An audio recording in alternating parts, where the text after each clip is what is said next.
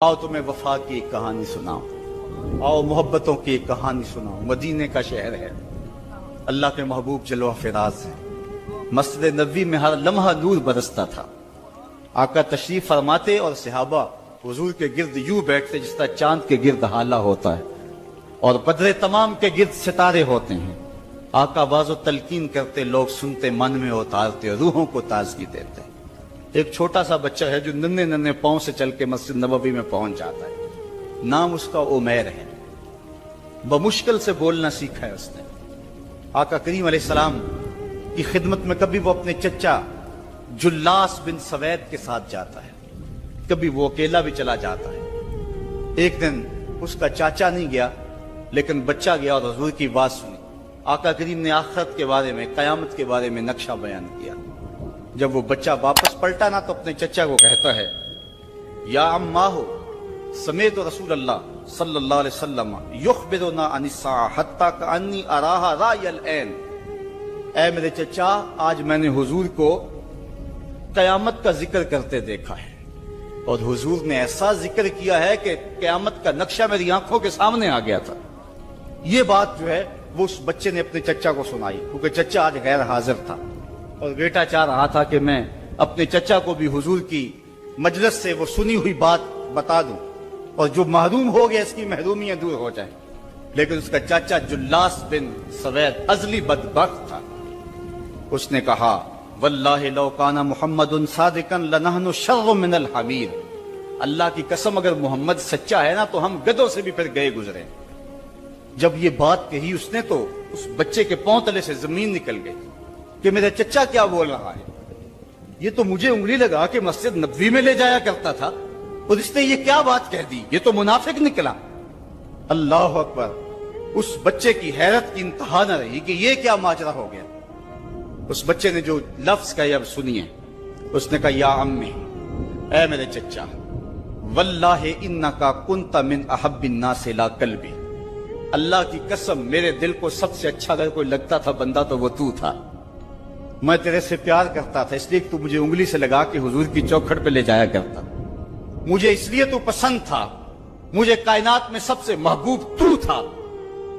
वल्लाहि लक़द अस्बहता अलआन अबग़दहुम इला कल्बी जमिया। और अब मेरी हालत यह है, जितना बुरा तू लगता है वल्लाह मुझे कोई भी नहीं लगता। या अम्मे अना बैनल इस्नतैन। हमारे माँ बाप कुर्बान उस बच्चे के। हज़रत उमैर बिन साद रज़ी अल्लाह ताला कहता, या अम्मे, ऐ मेरे चचा, वल्लाहि इन्नका कुन्त मिन अहब्बिन नास इला कल्बी। इस जमाने में सबसे प्यारा मुझे तू लगता था। वल्लाहि लक़द अस्बहता अलआन अबग़दुहुम इला कल्बी जमिया। और आज सबसे ज्यादा मुझे बुरा तू लगता है। आगे लफ्ज सुनिए बच्चे के, या अम्मे अना बैनल इस्नतैन। चचा जी, अब मैं ऐसे दोराहे पे खड़ा हो गया हूं। दो रास्ते जाते हैं। एक रास्ता तो मेरे लिए ये है, इम्मा अन अखून अल्लाह व रसूलहु फला उखबिरु रसूल। एक रास्ता तो ये है कि मैं अल्लाह और उसके रसूल से खयानत करूं और जो तेरी बात है वो रसूलुल्लाह को ना बताऊं। एक तो ये रास्ता है कि मैं हुजूर से खयानत करूं, अल्लाह से भी खयानत करूं, और जो तूने कहा है, जो तूने बदतमीजी की है, मैं वो बात हुजूर को ना बताऊं।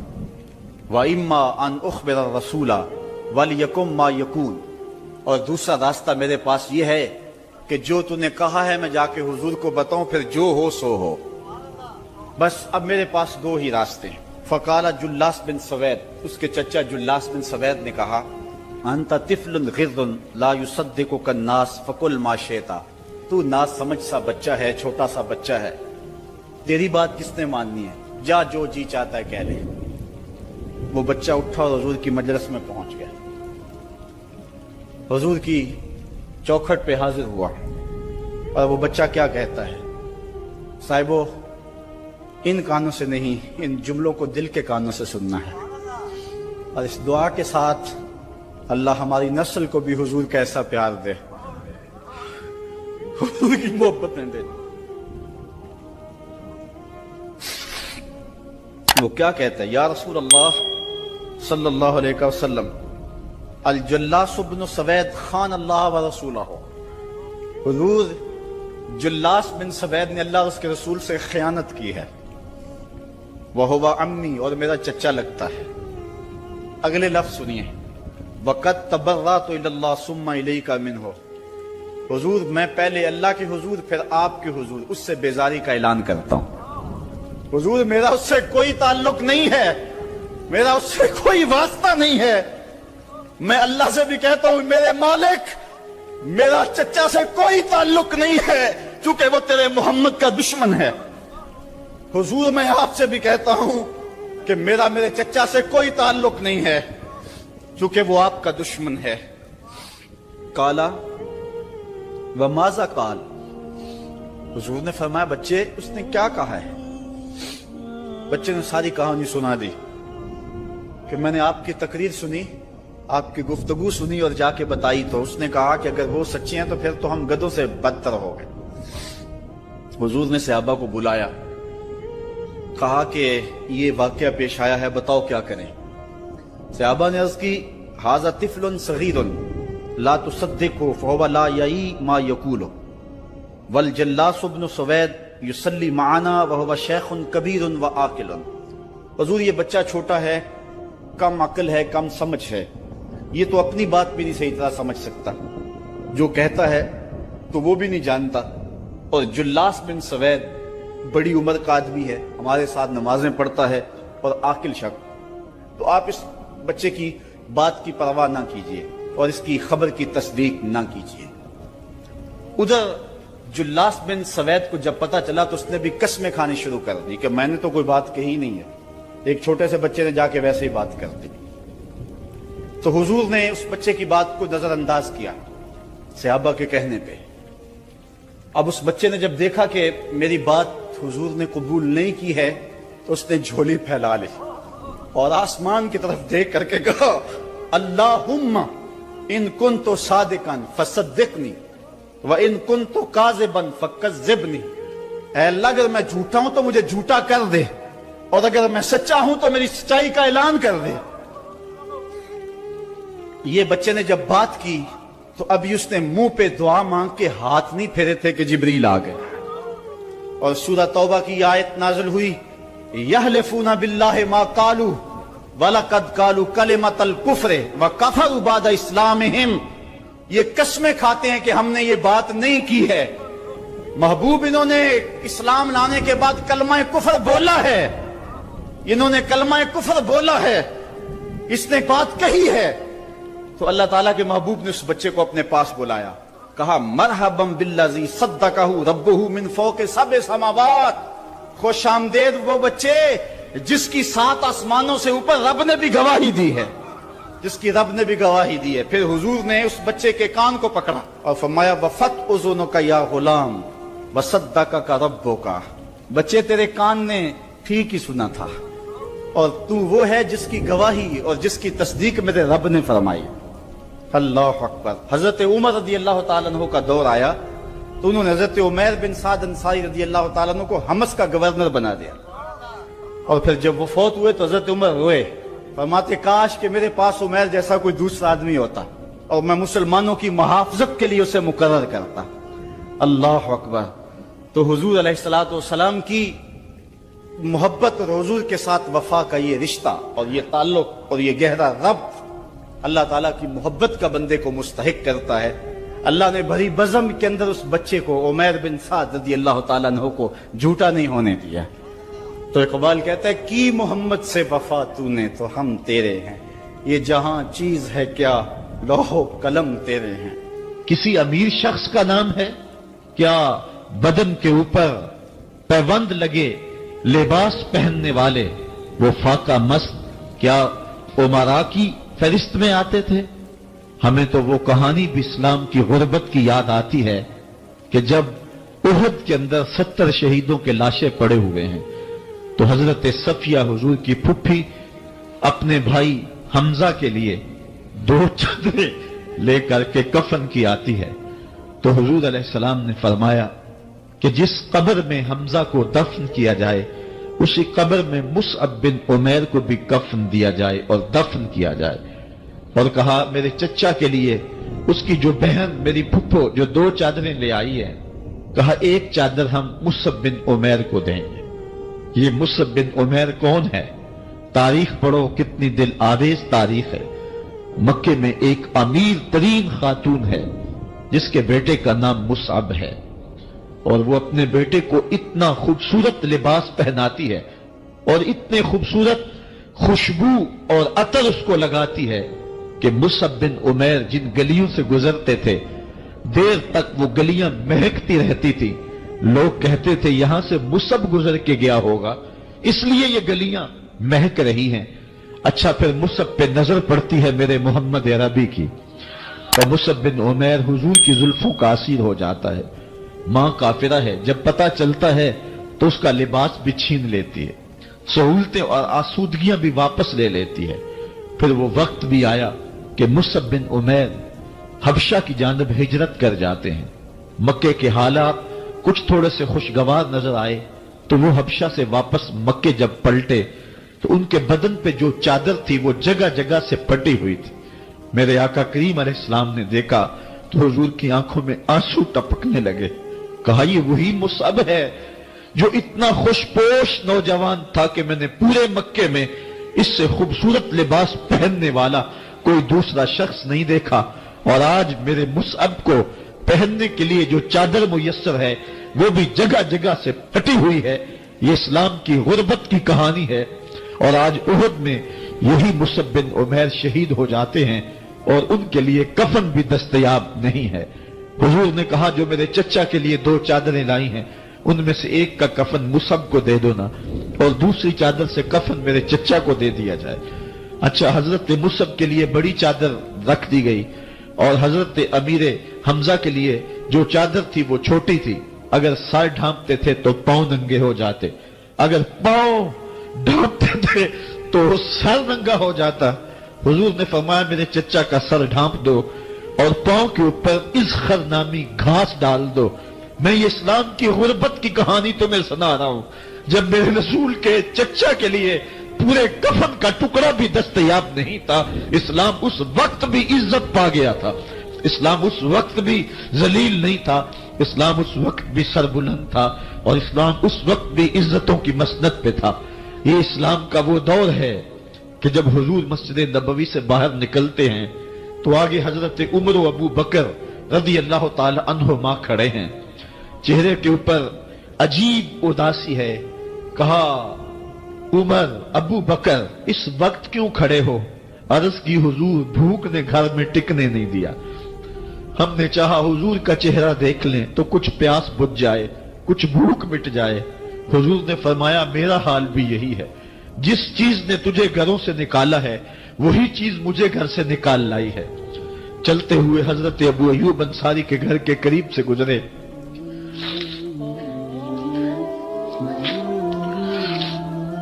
حضور کی خوشبو پا کے وہ باہر آ گئے۔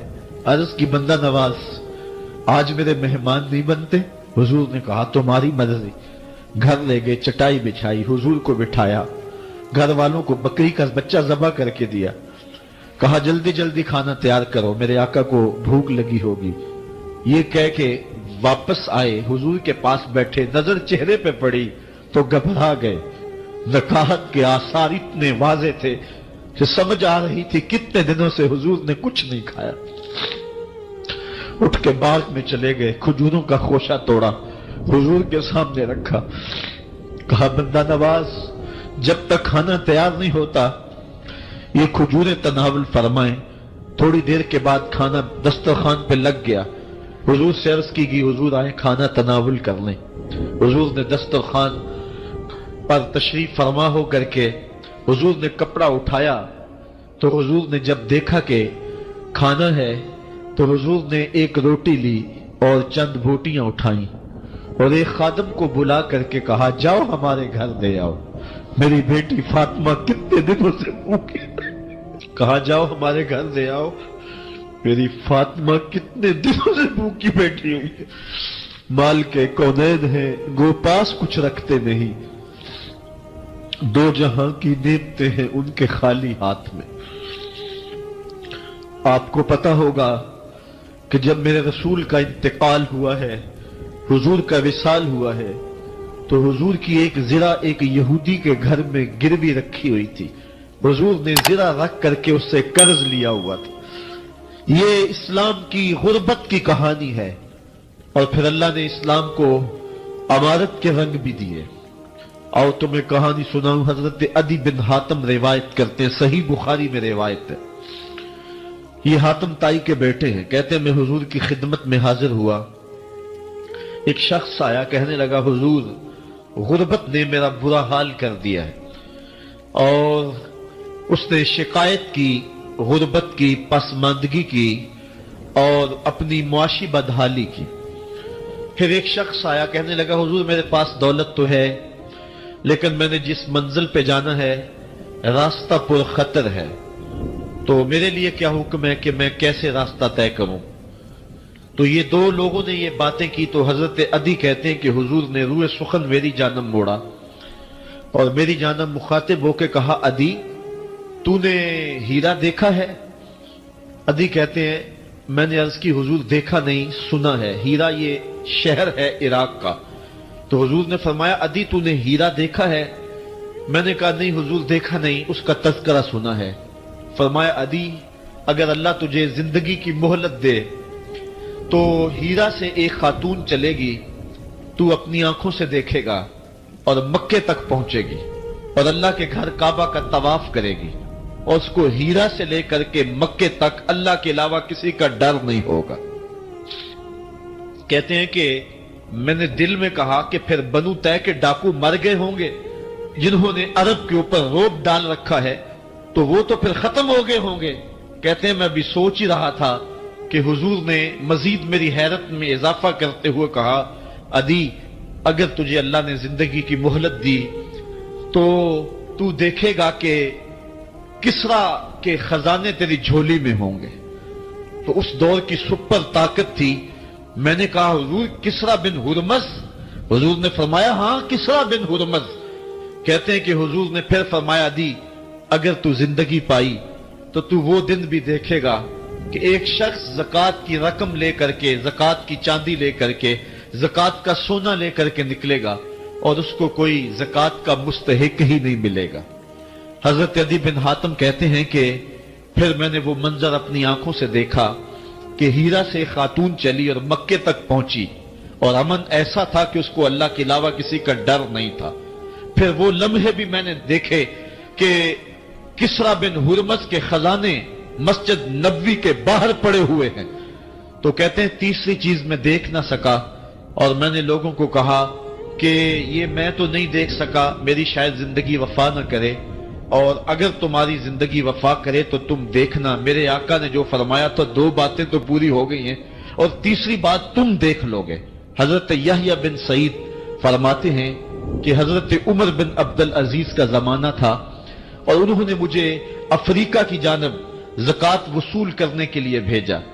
میں وہاں سے زکوٰۃ وصول کی، اور پھر میں زکوٰۃ لینے والے مستحقین کو ڈھونڈنے لگا.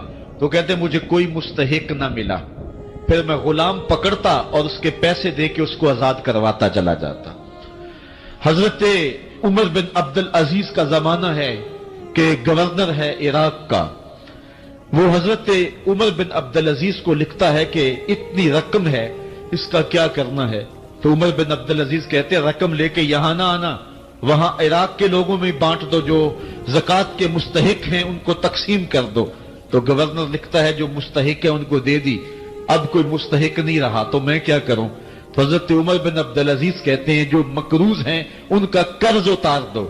تو کہتے ہیں کہ ہاں قرض بھی میں نے اتار دیا ہے، رقم پھر بھی بچ رہی ہے، کیا کروں؟ تو حضرت عمر بن عبدالعزیز نے پھر لکھا جو شخص شادی کرنا چاہتے ہیں ان کا حق مہر ادا کر دو. میں نے کہا کہ وہ بھی کر دیا ہے، رقم پھر بھی بچ گئی، اب کیا کروں؟ تو حضرت عمر بن عبدالعزیز نے مجھے لکھا کہ جو غیر مسلم ہیں جنہوں نے ٹیکس دیا ہوا ہے، جتنا ٹیکس دیا ہے اس سے دگنے پیسے ان کو قرضے میں دے دو، اور ان کو کہو جاؤ اس کا کاروبار کرو، کھیتی باڑی کرو، اور ساتھ انہیں یہ بھی کہہ دینا قرض کی فکر نہ کرنا، اور زیادہ اس میں پریشان نہ ہونا، جب دے سکو گے دے دینا، یہ دور بھی پھر اسلام نے دیکھا اور یہ گھڑیاں بھی دیکھی، جب چیتھڑے پہنے ہوئے تھے، جب پیوند لگے لباس پہنے تھے، جب پیٹ میں ڈالنے کے لقمہ بھی نہیں تھا، اللہ کا دین اس وقت بھی غالب تھا، اور جب گلیوں کے اندر ریشم بکھرا ہوا ہوتا تھا، کوئی اٹھانے والا نہیں تھا، دین اس وقت بھی غالب تھا۔ دین کا غالب ہونا یا نہ ہونا، اس کا تعلق جو ہے وہ مال و دولت سے نہیں ہے۔ اقبال کہتا ہے کہ زوال بندہ مومن کا بے زری سے نہیں، مومن کا زوال بے زری سے نہیں ہے، بلکہ اس کا سبب کوئی اور ہے۔ وہ سبب ڈھونڈنا ہے کہ ہم دنیا میں رسوا ہو کے کیوں رہ گئے، ہم زمانے کے سامنے تماشا کیوں بن کے رہ گئے، آج نبی کی امت پوری کائنات میں رسوا ہو کے کیوں رہ گئی، آج ہمارا تماشا دیکھا جا رہا ہے، آج بھوکے کتوں کو ہماری بے شمار بہنوں کے اوپر چھوڑا جا رہا ہے اور اس کا تماشا دیکھا جا رہا ہے۔ کیا ہم نے یہ دن بھی دیکھنے تھے؟ ہم نے سراغ لگانا ہے۔ دولت کی قلت اور کثرت یہ ثانوی چیزیں ہیں۔